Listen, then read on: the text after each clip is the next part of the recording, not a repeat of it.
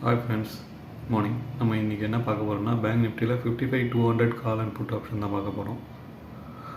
Card சைடில் 193 அதை touch பண்ணால் ஒரு டேர் எடுக்கிறதுக்கு வசதியாக இருக்கும். அதே போல் கால் சைடில் 389 break out பண்ணிச்சுன்னா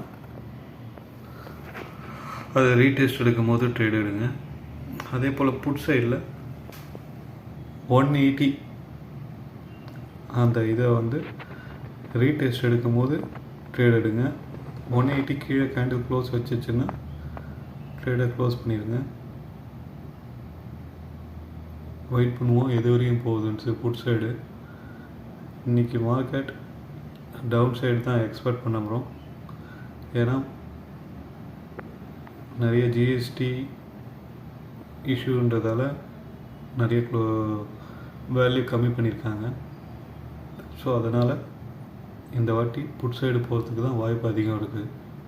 so be safe and trade. Thank you and subscribe.